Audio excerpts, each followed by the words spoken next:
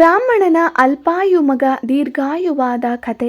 ಬ್ರಾಹ್ಮಣನು ಗಂಗಾ ನದಿ ದಡಕ್ಕೆ ಹೋಗಿ ಶ್ರೀಹರಿಯನ್ನು ಮಂಡಲದಲ್ಲಿ ಪ್ರತಿಷ್ಠಾಪಿಸಿ ಪೂಜಿಸತೊಡಗಿದನು. ಕೆಲವು ಗಂಟೆಗಳ ಪೂಜೆಗಳ ನಂತರ ಭಕ್ತನ ಕೋರಿಕೆಯನ್ನು ಈಡೇರಿಸುವ ಸಲುವಾಗಿ ಮಹಾವಿಷ್ಣುವು ಪ್ರತ್ಯಕ್ಷನಾದನು. ಬ್ರಾಹ್ಮಣನು ಅತೀವ ಸಂತೋಷದಿಂದ ಶ್ರೀಹರಿಗೆ ನಮಸ್ಕಾರ ಮಾಡಿದನು. ಮಹಾವಿಷ್ಣುವು ಬ್ರಾಹ್ಮಣನನ್ನು ಕಂಡು, ತಪೋನಿಷ್ಠನಾದ ವಿಪ್ರಶ್ರೇಷ್ಠನೇ, ನಿನ್ನ ಪೂಜೆಗೆ ಪ್ರಸನ್ನನಾಗಿ ಬಂದಿರುವೆ. ಹೀಗೆ ಪೂಜೆ ಮಾಡಿ ಆಹ್ವಾನಿಸಲು ಕಾರಣವೇನು ಎಂದು ಕೇಳಿದನು. ವಿಪ್ರನು ಉತ್ತರಿಸುತ್ತಾ, ಪ್ರಭೋ ಪರಮಾತ್ಮ, ನೀನೇ ಅನುಗ್ರಹಿಸಿ ನನಗೆ ಗಂಡು ಮಗುವಾಯಿತು.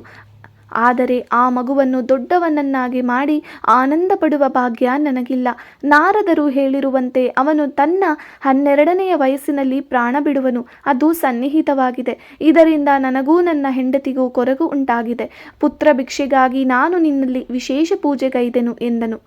ಆಗ ಶ್ರೀಹರಿಯು, ಬ್ರಾಹ್ಮಣನೇ, ನಿಜ, ನಿನ್ನ ಮಗ 12 ವರ್ಷ ಮಾತ್ರ ಬದುಕುವನು. ಏಕೆಂದರೆ ನಿನ್ನ ಹೆಂಡತಿಯು ಹಿಂದಿನ ಜನ್ಮದಲ್ಲಿ ಮಾಡಿದ ಪಾಪವೇ ಇದಕ್ಕೆ ಕಾರಣ. ಆಕೆ ಕಳೆದ ಜನ್ಮದಲ್ಲಿ ಒಬ್ಬ ಸತ್ಯವಂತ ವಿಪ್ರನ ಪತ್ನಿಯಾಗಿದ್ದಳು. ರೂಪವತಿಯು, ಸದ್ಗುಣಶೀಲೆಯು, ಸದಾಚಾರಳು, ಸಾಧ್ವೀಮಣಿಯೂ ಆಗಿದ್ದ ಅವಳು ಒಂದು ದಿನ ಪತಿಯೊಡನೆ ಮಾತನಾಡುತ್ತಿರುವಾಗ, ಗಂಡನು, ಭಾರ್ಯೆ, ಮಾಘಮಾಸ ಪ್ರಾಪ್ತವಾಗಿದೆ.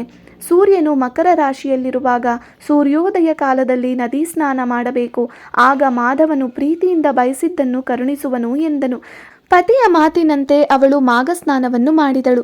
ಮಾಘ ಶುಕ್ಲ ಹುಣ್ಣಿಮೆಯಂದು ಬ್ರಾಹ್ಮಣರಿಗೆ ಪಾಯಸ ದಾನ ಮಾಡಲು ಹೇಳಿದಾಗ ಪತಿಯ ಮಾತಿಗೆ ಒಪ್ಪದೆ ಪಾಯಸ ಮಾಡಲಿಲ್ಲ. ನನ್ನ ಮಾತನ್ನು ಮೀರಿದೆ ಎಂದು ಗಂಡ ಹೇಳಿದನು. ಈ ಜನ್ಮದಲ್ಲಿ ಮತ್ತೆ ನೀವೇ ಗಂಡ ಹೆಂಡಿರಾಗಿರುವಿರಿ. ಪತಿಯ ಮಾತು ಮೀರಿದುದರಿಂದ ಈ ಜನ್ಮದಲ್ಲಿ ಮಕ್ಕಳಾಗಲಿಲ್ಲ. ಆದರೆ ನೀನು ತಪೋನಿಷ್ಠನಾಗಿ ಮಾಘ ಮಾಸ ಆಚರಿಸದೆಯಾದುದರಿಂದ ನಿನ್ನ ತಪಸ್ಸಿಗೆ ಮೆಚ್ಚಿ ಮಗನನ್ನು ಕರುಣಿಸಿದೆ.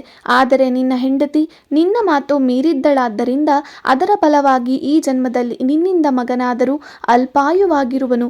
ಈಗ ನಿನ್ನ ಮಗ ದೀರ್ಘಾಯುವಾಗಬೇಕಾದರೆ ಮಗನಿಗೆ ಮಾಘ ಮಾಸದಲ್ಲಿ ಮಾಘ ಸ್ನಾನ ಮಾಡಿಸು.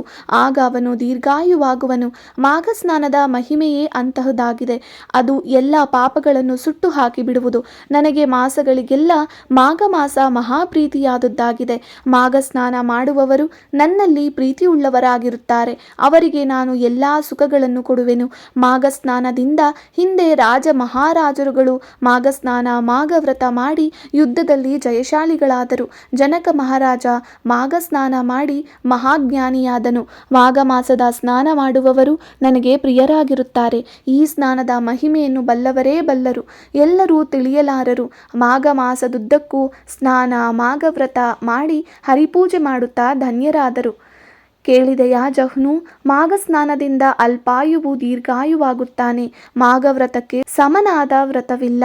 ಈ ವ್ರತವನ್ನು ಯಾರೇ ಆಗಲಿ ಕುಲಗೋತ್ರವೆನ್ನದೆ ಮಾಘ ಸ್ನಾನವನ್ನಾಚರಿಸಿ ಪುಣ್ಯಶಾಲಿಗಳಾಗುವುದರಲ್ಲಿ ಸಂದೇಹವಿಲ್ಲ. ಮಾಘ ಮಾಸ ಏಕಾದಶಿ ದಿನ ಉಪವಾಸ ಮಾಡಿದವರು ಅಶ್ವಮೇಧ ಯಾಗ ಫಲವನ್ನೇ ಪಡೆದು ವೈಕುಂಠವನ್ನು ಸೇರುತ್ತಾರೆ ಎಂದು ಗೃತ್ಸಮದರು ಹೇಳಿದರು.